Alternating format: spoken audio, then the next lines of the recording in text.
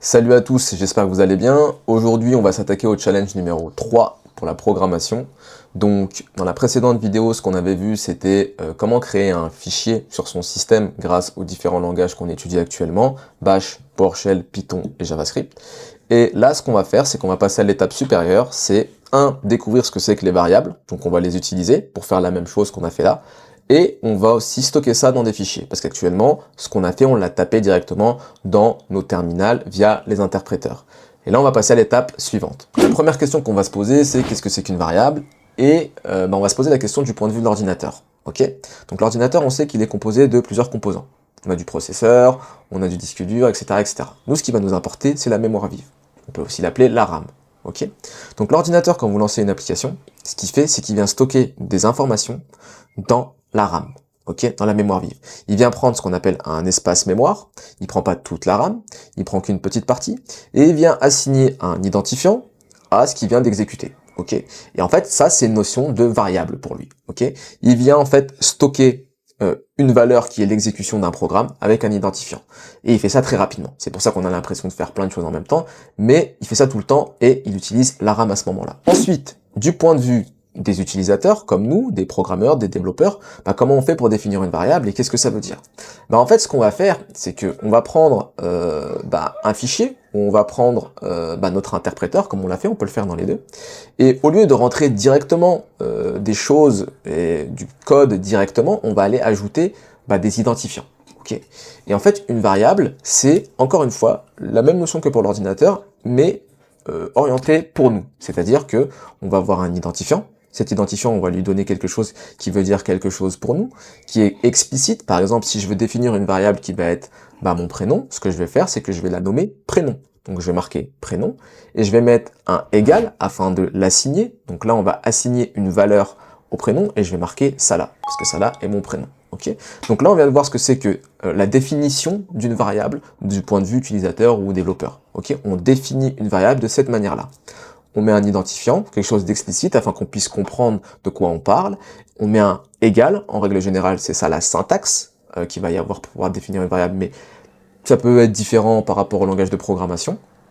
Et à droite, on va mettre la valeur. Donc il faut bien avoir en tête que on va avoir l'identifiant à gauche, on va avoir la valeur à droite, et le lien qui se fait, il se fait de droite vers la gauche, ok? C'est-à-dire que la valeur va à l'intérieur de notre identifiant. Maintenant qu'on sait ce que c'est qu'une variable, il faut se poser la question, à quoi ça sert? Ok, qu'est-ce qu'on fait avec une variable globalement?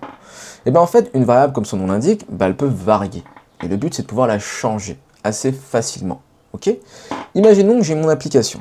Ok, dans mon application, j'ai différentes pages. Et dans ces différentes pages, je me retrouve avec plein de fois mon prénom. Ok, mon prénom se retrouve dans différentes pages. Donc je pourrais très simplement, dans mon code, faire en sorte que je tape mon prénom à chaque fois, pour chacune des pages. Ok. Mais imaginons qu'au bout de 3 ans, j'ai envie de changer de prénom. Ok, et que je veux changer le prénom qu'il y a d'affiché sur mon site. Je vais devoir aller me rendre sur chacune de mes pages et aller modifier le prénom à chaque fois. Ok. Et donc c'est pour ça qu'on vient utiliser une variable. Parce que quand on vient définir une variable, on a toujours cet identifiant qui est lié à une valeur. Et donc, en fin de compte, l'ordinateur, quand il vient exploiter ça, ce qu'il fait, c'est qu'il vient présenter la variable. Lui, il a un lien avec la variable, en fait. C'est le nom de la variable qui fait en sorte que on vient afficher le prénom. Donc, si à ce moment-là, j'ai défini une variable et que dans mon code, j'ai utilisé une variable partout, il me suffira tout simplement de modifier la valeur. Et si, par exemple, je viens mettre Patrick à la place de Salah, eh bien Patrick s'affichera partout sur mon application. Et donc voilà l'utilité d'une variable, c'est le fait de pouvoir réutiliser la même information un peu partout. Et si demain je dois l'éditer, la modifier, l'améliorer, je vais pouvoir la modifier de manière dynamique. Et donc automatiser encore une fois mon travail. Et ça, c'est pour une partie texte. Mais si, par exemple, vous affichez votre âge, c'est la même chose. Je vais afficher mon âge, j'ai 18 ans. Ok. Et comment je vais faire l'année d'après? Je vais aller sur toutes mes pages et aller modifier 18 en 19. Non. Donc, ce que je vais faire, c'est que je vais utiliser une variable que je vais appeler âge et je vais placer mon âge partout. Comme ça, de cette manière-là, je vais pouvoir appliquer un traitement sur la variable et lui dire, ok, si on a passé une année, et donc là, on vient voir autre chose qui sont les conditions, on verra plus tard, et bien, derrière, à chaque fois qu'une année passera, tu vas me rajouter 1 à cet âge. Okay, donc on ne va pas s'écarter non plus, mais ça sera après, ce sera les conditions. Voilà, je vous ai présenté ce que c'était qu'une variable. Si vous avez plus de questions, posez des questions. Recherchez sur Internet, ChatGPT, allez lire les documentations des langages de programmation pour en savoir plus, ok? Parce que là, je vous ai juste fait une petite explication. Et l'étape d'après, c'est de passer au challenge. Mais il y a aussi autre chose que je voulais vous dire, c'est que là, actuellement, on a tapé notre code pour créer un fichier, mais on l'a tapé dans notre interpréteur directement. Donc on a utilisé un terminal, et dans notre terminal, on a utilisé l'interpréteur qu'on voulait par rapport au langage de programmation qu'on voulait utiliser. Mais en fait, la programmation, c'est pas comme ça que ça se fait. On peut tester de cette manière-là, on peut utiliser des commandes de cette manière-là, mais le but, c'est d'automatiser et de créer des applications de plus en plus grosses. Et donc, qu'est-ce qu'on fait? Eh bien, en fait, on vient stocker ces informations dans des fichiers. C'est pour ça que je vous ai présenté au début le fait que l'ordinateur va charger des fichiers dans la mémoire vive. C'est parce qu'on va stocker, en fait, notre code, donc notre manière de discuter avec la machine et de lui dire ce qu'on veut faire, dans des fichiers. Donc je veux que vous récupériez le code pour chacun des scripts qu'on a écrits dans nos interpréteurs dans la vidéo précédente. Soit vous l'avez fait, soit vous l'avez pas fait, allez voir la vidéo précédente, je l'ai fait moi-même, donc vous récupérez ce code.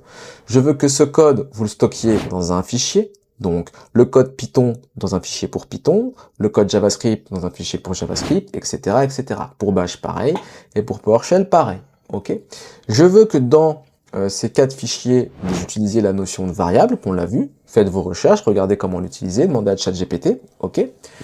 Et je veux qu'on ait exactement le même résultat. C'est-à-dire que si je lance mon script Python, je veux que ça me crée un fichier dans mon ordinateur. Mais à travers le fichier, d'accord? Je dois exécuter le fichier et utiliser des variables dans ce fichier-là. Donc j'espère que vous avez compris. Donc là, on va passer au challenge. Je vais résoudre le challenge. Et donc on se retrouve sur mon écran. Ok, donc c'est parti. On ouvre l'explorateur de fichiers. On va dans Documents. Là, j'ai préparé un fichier avec les commandes qu'on avait utilisées dans la précédente vidéo pour créer nos fichiers. Ok, donc je vais placer ça à droite, ça à gauche. Et on va commencer tout de suite. Donc, ce qu'on doit faire, c'est d'abord créer un fichier PowerShell.txt. C'est ça la commande. Nous, on va avoir besoin donc de créer un fichier. Donc, je vais faire un clic droit, nouveau document texte. Je vais l'appeler create PowerShell file. Ok. Et je vais mettre .ps1. Pourquoi .ps1? Parce que en fait, on doit renseigner l'extension avec laquelle votre système va devoir interpréter votre fichier. Ok, là on va utiliser du PowerShell, donc il faut lui indiquer que c'est du PowerShell. Pareil pour JavaScript, pareil pour Python. Alors que sous Bash, ça sera un peu différent, mais on verra ça juste après. Donc maintenant qu'on a défini notre fichier, on l'a créé, il est vide. Donc je vais l'éditer. Ok, totalement vide. Donc nous, ce qu'on va avoir besoin, c'est de passer cette commande. Je reprends cette commande, je la colle ici. Là, si j'exécute ce fichier tel quel, ça fonctionnera. Sauf qu'on avait dit qu'on voulait utiliser des variables. Donc, on va aller définir une variable. Comment on définit une variable en PowerShell? Très simple, j'en sais rien. On va sur Chrome et on tape PowerShell variable.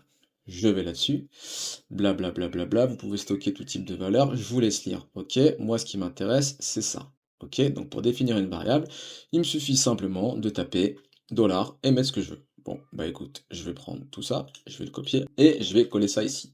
Donc moi, ma variable, bon, on voit qu'il y a une certaine syntaxe ici, ok? Donc, je vais respecter ça. Donc, moi, ce que je veux mettre, c'est nom de fichier, ok? Et je vais le mettre entre guillemets et taper PowerShell.txt. Ok?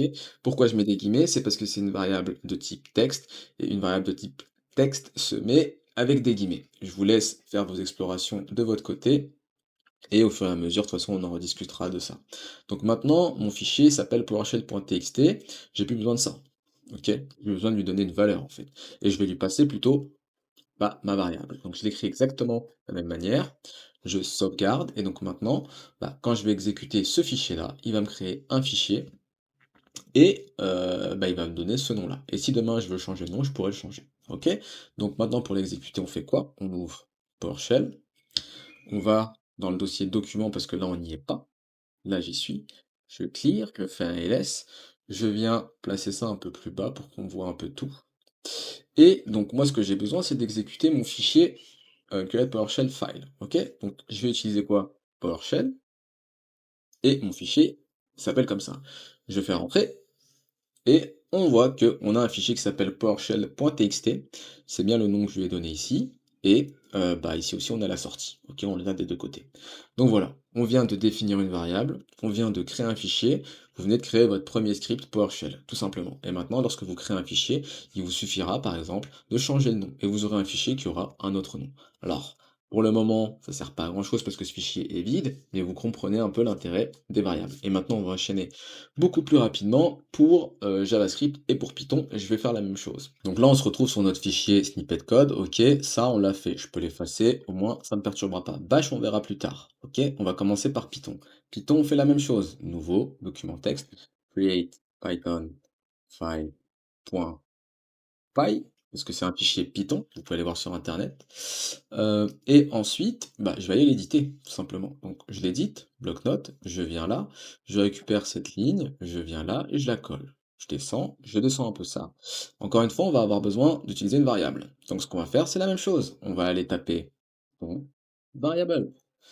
Je me retrouve sur le site de W3School. Et là, on voit que bah, pour définir une variable, ah, bah, il y a juste à mettre du texte. Il n'y a pas de commande spécifique. Donc, bah, on va faire pareil. Je vais revenir ici, je vais revenir ici. Et ici, je vais mettre bah, nom de fichier est égal à bah, python.txt, toujours avec les guillemets. Et ici, ce que je vais faire, c'est que je vais enlever ça. Et je vais mettre le nom de ma variable, nom de fichier. Je sauvegarde avec CTRL-S. On va rouvrir le terminal, on se rend dans notre dossier document, on fait un petit ls, ok, je replace ça juste en bas, et on se retrouve donc sur bah, le même dossier et on va l'exécuter mais avec du Python. Donc on va taper Python, create Python file, je fais entrer et je me retrouve avec mon fichier python.txt. De la même manière. Et pourtant, ici, vous voyez bien qu'on a passé le nom de la variable et pas la valeur. On va enchaîner maintenant avec JavaScript. Alors pour JavaScript, de la même manière, on crée un fichier, nouveau, document texte, create node.js file.js. Encore une fois, Node.js et JavaScript, c'est vraiment le langage de programmation JavaScript. Là, je l'appelle Node.js parce que c'était comme ça qu'on l'appelait la dernière fois et que bah, c'est ce qu'on utilise pour l'interpréter, mais c'est du JavaScript, ok? Et donc là, ce qu'on va faire de la même manière, c'est clic droit, modifier dans le bloc-notes. On se retrouve là et c'est vide. J'avais besoin de quoi? J'avais besoin de ça. Ça, on peut aussi la supprimer parce que c'est fait. Donc moi, j'avais besoin de ça. Je le copie, je viens là, je le colle. Très bien. Et donc, bah, encore une fois, on va devoir définir une variable. Comment je vais faire? Bah, je vais taper, bon là, il y a peut-être ici, hein, JavaScript. OK, et là, qu'est-ce qu'il me dit? Blablabla, variable. OK, donc là, il vous dit, voilà, on peut le faire de 4 manières, automatiquement, var, let et const. C'est particulier à JavaScript. Je vous ai déjà dit, chaque langage de programmation a ses particularités. Donc moi, je vais utiliser const parce que c'est comme ça qu'on doit l'utiliser aujourd'hui, c'est-à-dire soit const, soit let. var, c'est plus du tout utilisé. Mais si vous l'avez utilisé, c'est pas grave, c'est juste pour l'exemple. Mais aujourd'hui, c'est plus comme ça qu'on définit des variables, d'accord? Donc, je vais utiliser const. Qu'est-ce qu'il nous dit d'autre? Bon, bah, pas rien de particulier, je mets juste bah, du texte, l'identifiant que je veux, puis après, je mets la valeur que je veux. Ok? Donc, c'est parti. Je vais revenir sur mon éditeur, et là, je vais taper bah, const, nom de fichier est égal, entre guillemets, et je vais lui dire, bah, celui-ci, en fait. Je n'ai même pas besoin de mettre les guillemets, je récupère tout ça, je fais ça, et à la place, je mets ça le nom de l'identifiant de ma variable. Ok, le nom de ma variable. Ok, j'enregistre de la même manière, je rouvre mon PowerShell et puis je vais lui dire bah, Node.js, bah, exécute-moi le fichier create Node.js file. Ok, je lance. Et voilà, mon fichier Node.js file s'est créé aussi. Et donc voilà, vous avez créé bah, vos différents scripts, ils font exactement la même chose, mais dans différents langages. Ok, mais il nous en reste encore un, c'est le bash. Pour ça, on va lancer Debian. Ok, on va placer ça à gauche pour le moment. On va faire un ls. Bon, on a notre ancien fichier qu'on avait créé dans la précédente vidéo. Ok, on a besoin de créer un fichier. Donc là, je vais plutôt en fait le mettre au milieu. Ce sera plus simple. Et on va taper Nano. Nano, c'est un éditeur de texte sous Linux, celui qui est là par défaut.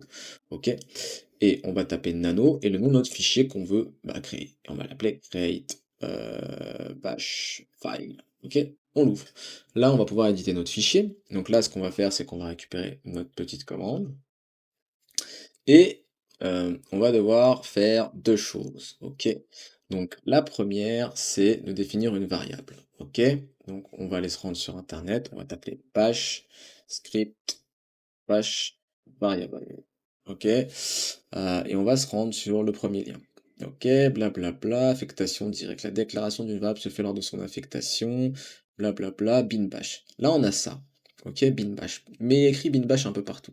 Alors, le bin bash, c'est ce qui va permettre, comme je vous l'ai dit, au système de savoir comment exécuter ce fichier parce qu'il n'aura pas d'extension. D'accord? Donc on va tout simplement déclarer l'interpréteur avec lequel lancer le fichier, tout simplement. Et donc ça, c'est ce qu'on appelle le shebang, ok, sous Linux, et on va le rajouter. Donc on va se rendre sur notre fichier et on va le mettre tout en haut. Ok? Première chose à faire, c'est ça. Faut que ce soit tout en haut. Ok? Ensuite, on doit déclarer une variable. Alors qu'est-ce qu'il nous dit? Nom de la variable est égal valeur de la variable. Ok, tout collé comme ça. Ok, donc je vais prendre ça, je vais copier, et je vais le coller.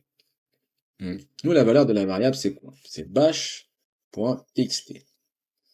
Ok, sauf qu'on va pas l'appeler bash.txt, on va l'appeler juste bash, nous, en fin de compte, parce qu'on n'a pas besoin d'extension.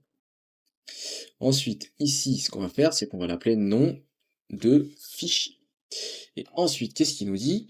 La valeur de la variable a été mémorisée. Ok, très bien. Dollar nom de la variable. Pour utiliser une variable, on se sert de sa valeur. Donc il faut donc appeler sa valeur, et cela se fait avec le caractère spécial dollar. Alors lui, il mélange un peu avec valeur. Je dirais plutôt qu'on appelle ça un identifiant. Ok? Donc on le définit sans syntaxe particulière. Par contre, quand on veut les utiliser, il faut utiliser le dollar. Comme je vous l'ai dit, il y a toujours des différences entre chaque langage dans la syntaxe. Donc, ce qu'on va faire, c'est qu'on va laisser ça comme ça, et on va plutôt faire un touch, et on va mettre un dollar, et on va appeler nom de fichier. Ok? Ensuite, pour enregistrer ce fichier, ce qu'on doit faire, c'est CTRL-O. Là, on a toutes les commandes, ok? Et l'accent circonflexe, ça correspond à la touche CTRL de votre clavier. Donc si je fais CTRL-O, ça va faire write out, et donc en gros, je vais enregistrer le fichier. Là, il me demande si je veux bien enregistrer le fichier, je lui dis oui en faisant entrer, et ensuite je veux sortir de Nano, donc je vais faire CTRL-X pour exit. CTRL-X, je suis sorti. Maintenant, on doit faire encore une chose, on va lister, en gros, donc on va lister les fichiers, donc on se retrouve bien avec nos deux fichiers maintenant, on a notre fichier qu'on a créé, et ce qu'on veut faire, c'est faire un ls-l, ok, pour avoir un peu plus de détails. Donc, on va avoir besoin sous Linux d'appliquer en fait un droit d'exécution sur le fichier. Le système a besoin d'un droit d'exécution afin de pouvoir lancer ce fichier-là. Par défaut, quand on crée un fichier sous Linux, il n'est pas exécutable. C'est une question de sécurité, en fait. Donc, ce qu'on va faire, c'est qu'on va taper un chmod plus X et on va mettre le nom du fichier. Hop. Maintenant, si je fais un ls-l, vous voyez qu'il est surligné en vert et qu'on a un X qui s'est rajouté un peu partout. Pas besoin de rentrer dans les détails, on verra ça dans le futur. Donc, maintenant, ce qu'on veut, c'est exécuter ce fichier. Pour exécuter ce fichier, il suffit de faire la touche point et slash. D'accord? Et on lui donne le nom du fichier qu'on veut exécuter. Je fais entrer, et là, si je refais un ls-l, je me retrouve avec un fichier qui s'appelle bash. Ok? Donc, on a fait le tour, on a réussi en fait à créer 4 scripts différents, avec 4 langages différents, et qui nous permettent de créer des fichiers vides, mais qu'on peut nommer comme on veut. Ensuite, je vous encourage en fait à aller explorer tout ce que vous pouvez faire, et encore une fois, vous avez remarqué que sous Bash et sous PowerShell, les commandes sont très courtes. Alors oui, sous Linux, voilà, il y a quelque chose à faire en plus, c'est vrai, parce que voilà, encore une fois, sous Windows, c'est un peu plus permissif et on maîtrise moins les détails de ce qu'on fait à chaque fois, donc c'est très bien aussi, il n'y a pas de problème. Mais vous avez vu différentes manières de faire, ok? Et vous avez vu comment j'ai trouvé l'information. J'ai pas fait grand-chose, j'ai tapé les mots-clés, comme je vous le dis depuis le début. J'ai tapé variable et le nom du langage de programmation. Aussi simple que ça. Alors, il faut avoir ce mécanisme de chercher rapidement, et de corriger. Et peut-être que vous, quand vous l'avez fait, ça n'a pas fonctionné du premier coup. Mais c'est pas grave, c'est comme ça que vous allez enregistrer. Ok? Donc, on vient de passer le challenge. Ok? On a réussi à faire ce qu'on voulait faire. Si vous avez fait des erreurs, c'est normal et c'est très bien. Parce que comme je vous l'ai déjà dit, ça vous permet d'apprendre, il n'y a pas de souci. Là, on se retrouve dans une situation où vous avez peut-être remarqué que c'est un peu le bordel. C'est-à-dire que j'ai créé des fichiers un peu comme ça, à gauche à droite, et puis qu'on a utilisé un éditeur de texte classique, alors Notepad ou sous Linux Nano. Ok? Et donc au niveau d'organisation, c'est un peu compliqué de s'y retrouver en fait. Alors imaginez quand vous avez 10, 15, 20, 50 fichiers et que vous devez tout organiser et puis que potentiellement vous pouvez vous retrouver aussi avec des fichiers JavaScript, Python, Bash, dans un même programme, application ou n'importe quoi parce que vous allez vous retrouver à utiliser différents langages, c'est fortement probable. Donc il va falloir structurer tout ça. Et donc en règle générale, ce qu'on utilise pour travailler quand on code, on utilise un environnement de développement. Ok, c'est ce qu'on appelle un IDE. Et on verra ça dans la prochaine vidéo, où effectivement on ira voir ce que c'est que VS Code, ou peut-être Windsurf, ou des choses comme ça. Et on va continuer à avancer avec les variables et le reste de ce qu'il y a dans l'algorithme. Alors j'espère que ça vous a plu, que vous avez appris quelque chose, et que ça vous a permis aussi d'aller découvrir des nouvelles choses par vous-même. Merci de m'avoir écouté jusque là, et on se retrouve dans une prochaine vidéo. Ciao!